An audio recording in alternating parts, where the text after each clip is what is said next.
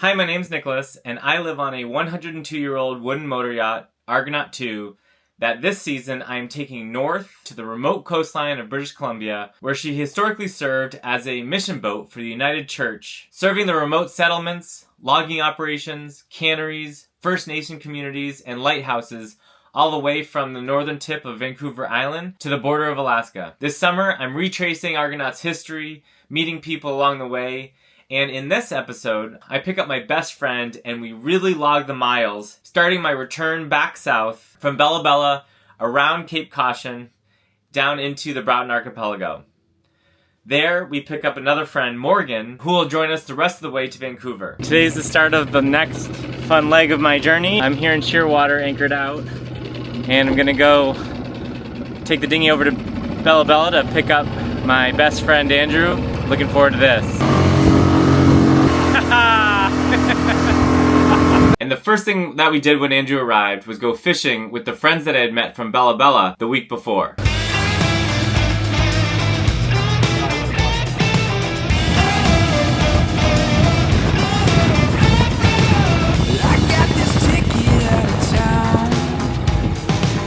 It'll take me anywhere but down. So I think I'll hang out in the clouds, 10,000 feet above the ground. They say you're ready for a new thing. Let's take ourselves up to the sky. I ain't talking about an airplane. We found a better way to fly.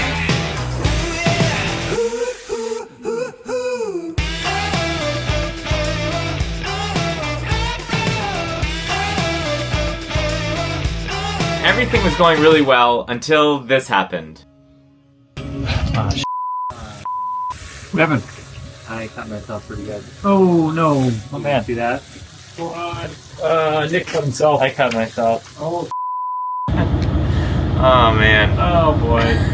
Had a great time fishing with Andrew last night. Yeah. 4 beautiful fish, and while filleting them, I had a little bit of a fillet accident and cut my finger. It was pretty deep, but didn't know if it was worth going to the hospital or not for a quick stitch. And so all morning we've been debating whether it's a good idea or not. Ironically, this is the hospital that Argonaut worked with for most of its life, but once we leave here today, we'll be days or more away from any kind of medical help. So out of prudency, we're gonna go stop in, try and clean it up, see if it needs a stitch or a butterfly bandage or whatnot, and then we'll be on our way. And Andrew forgot contact solutions, so we gotta go pick some up. Provisions. While Andrew went to the store to grab his contact solution, I stopped into the hospital to do a quick scrub of my cut, and then we were on our way south, where I wanted to bring Andrew to Hakai Institute, which was one of my favorite anchorages and places to go running, which is something we love to do together. We took an afternoon run before cooking up some salmon, and then the following morning, we ran to all of the 7 beaches said to be the most beautiful on the BC coastline.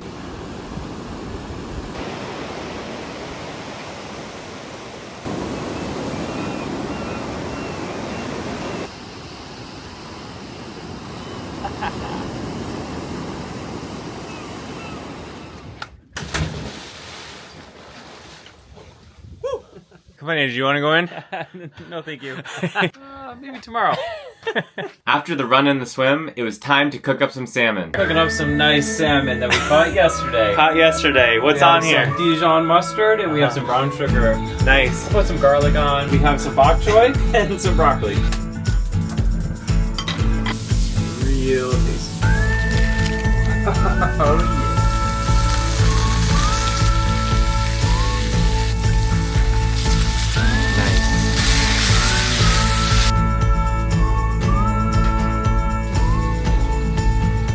Want this whole thing? Cheers, my man.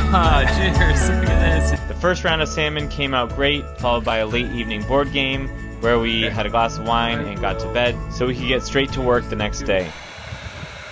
So there's a ton of varnish on this boat, and it is an annual thing to put 2 coats on essentially the entire boat, all the railings, the house, etc. One thing about varnish, you can always strip it off and start over again. We are going to wood the house and then start building back about a dozen layers of varnish over the next few weeks or a couple months. Got my trusty crew here, Andrew, doing some varnish work so he can get a wooden boat himself over in Boston. While Andrew was stripping the house, I also took the opportunity to finish the rust painting job that I had started in the previous video, and then we had a really fun happy hour on a white-shelled beach here in Fury Cove on Penrose Island.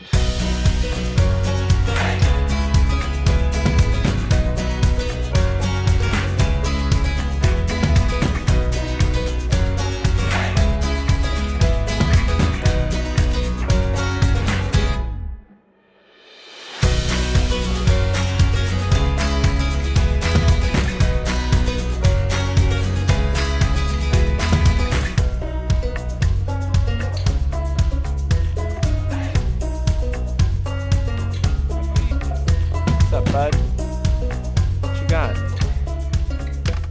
That's great. What a date. Yeah. Andrew, what'd you do?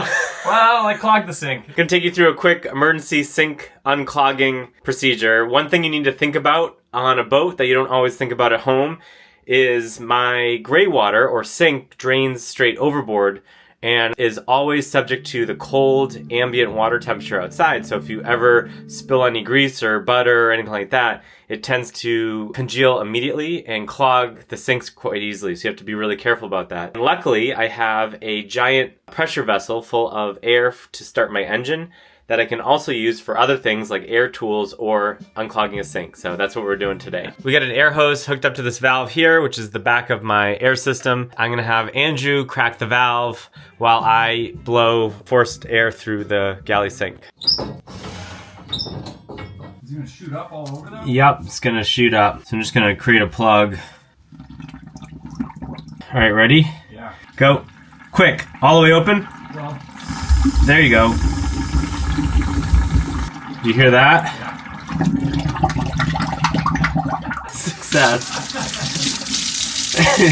Can you hear it bubbling out the side of the boat? Yeah. It works. Yep. Now it was time for Andrew to take a turn to try and start the engine. Okay, ready? Yep.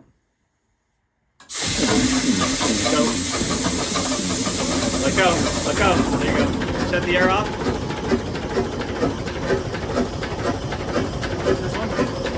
Watch for neutral.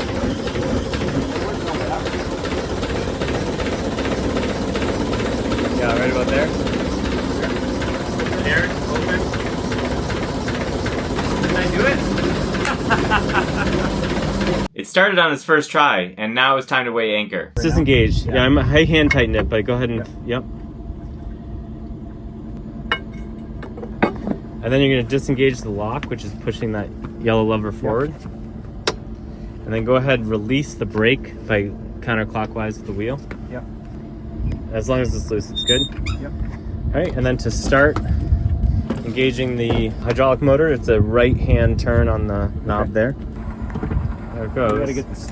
We gotta get the snuffer, so we'll tell you when to stop. From Penrose Island, we headed east up through Darby Channel, arriving at Dawson's Landing, which is a stop that Argonaut would regularly visit during his time as a mission boat. My goal was to go all the way to Rivers Inlet, which is the home of the Owikano First Nation and the southeasternmost port of call for Argonaut during its time as a mission boat. However, we had a good window coming to round Cape Caution 2 days later, and we ended up turning around to anchor out and stage for this. And a little bit sick of salmon, we made a nice rib dinner and got to bed early. Cheers.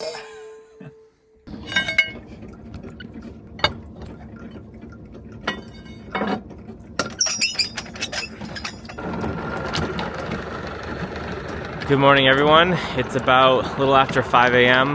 Got the engines running up at about 4:45 a.m. Coffee's made, and we are getting ready to make our departure to round Cape Caution and either make it to Port Hardy or Port McNeill this afternoon. There's a lot that goes into thinking about making a crossing on Cape Caution. It's a very exposed area, and I do have a video on it that I'll link up here and as well as in the description on how to think about tides and currents, wind, waves, and local weather conditions. This morning we have a calm morning, and while we will have a prevailing breeze pick up this afternoon that heads down to Queen Charlotte Strait, we'll be hitting Queen Charlotte Strait around the beginning of the flood, and we'll enjoy not only a flood to our back, but also the flood that mitigates the sea state as a northerly wind blows south into Queen Charlotte Strait. There is such a stillness to this morning. We're in Big Fry Pan Bay. It would be amazing if it continued this way all the way around Cape Caution, but we shall see.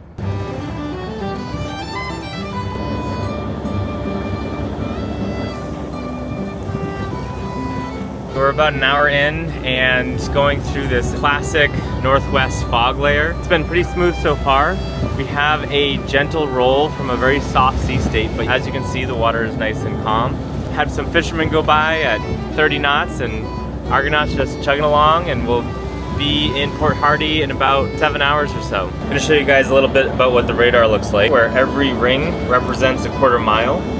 And this dot right here is that fisherman headed across my bow. And so I can adjust this range. So I'll zoom in. So those rings are still a quarter mile. And there goes the fisherman right here. And he's about 1/8 of a mile or a little bit further off of my starboard bow. The yellow line here is my compass heading. It's the direction I'm pointed in. So as this fisherman comes across my bow, he is now to my starboard. It's a little bit of an older radar system, but it works just fine. But I always drink coffee when I'm watching radar. So we just made the left-hand turn around the Cape and are beamed to the sea state. So it's getting a little bit rolly. These are some long period ocean swells coming in from who knows where. It's just part of rounding the Cape. It's a hard thing to avoid. And now the fog is really rolling in. Land is just a few hundred yards that way and you can't see it at all. We're completely relying on instruments, but the good news is the seas are calm. We don't have any wind at all. It's cool and misty and just a quiet morning. So 6.5 hours to go. All right, we're most of the way through Queen Charlotte Strait. I have the Walker Group Islands to my port side and just want to show the remnants of this marine layer. We were visited by a very playful doll porpoise. It's so fun. Who rode our bow wave for about a half hour or so, which was kind of fun to watch.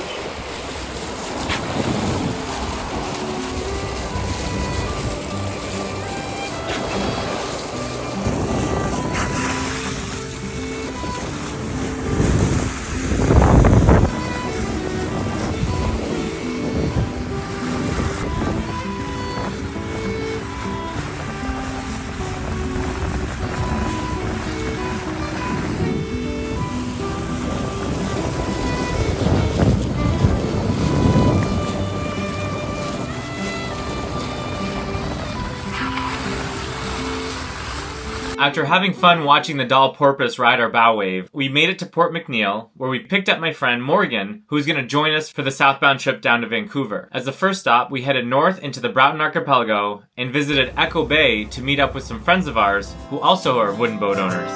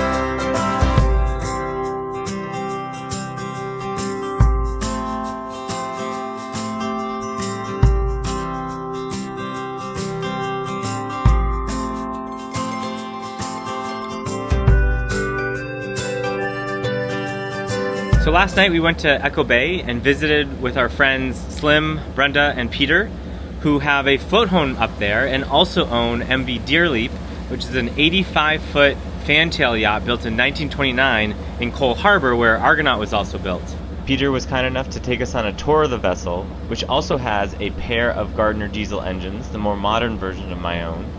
We made our way around to Shoal Bay, where we threw the crab pots out, and it's a beautiful, quiet bay where we hung out on this island that we think is called Beer Island. Andrew, where are we headed? Beer Island. Hey, Beer Island. Oh, stop. Stop it. Stop it. Let go, come on, let go. Let go. Come on. Come on. Let go. Let go. Just give it up. After a really fun happy hour on Beer Island, a very successful crab catch, we ended up having a happy hour on a visiting boat and got very stuck in the rain on our way back to Argonaut to make dinner.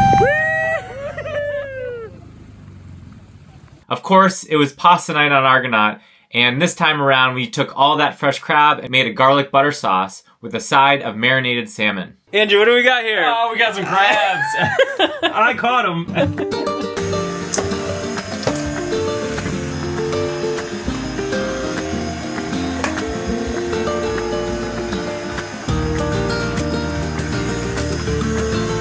Oh, look at that beauty. Look at that beauty. Look at that sheen. Oh, beauty, eh? Andrew, what you making over here? I'm making a little garlic bread. Hey, we picking crab over here? Yeah, we're picking crab. Oh, look at that claw. That's a good one. Ready? So good. That looks perfect. Thing I've been trying to do, Mark. Uh-oh. Oh no! It's in the engine room. Look at that garlic.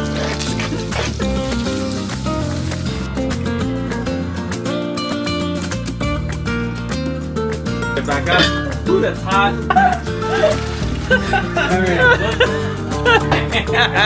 Nice.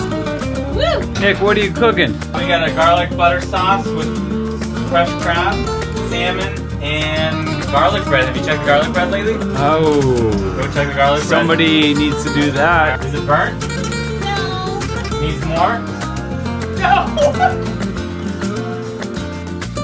Let me get the burnt.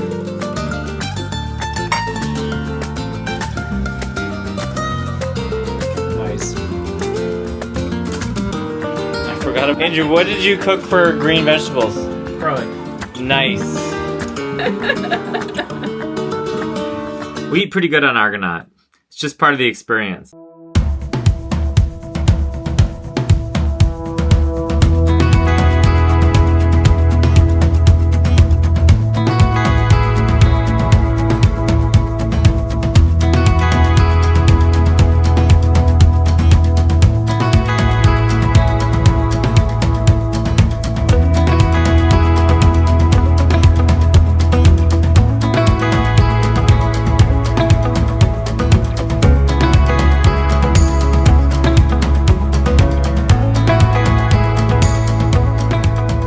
That's all for this week. We had a lot of fun and really put on the miles heading south.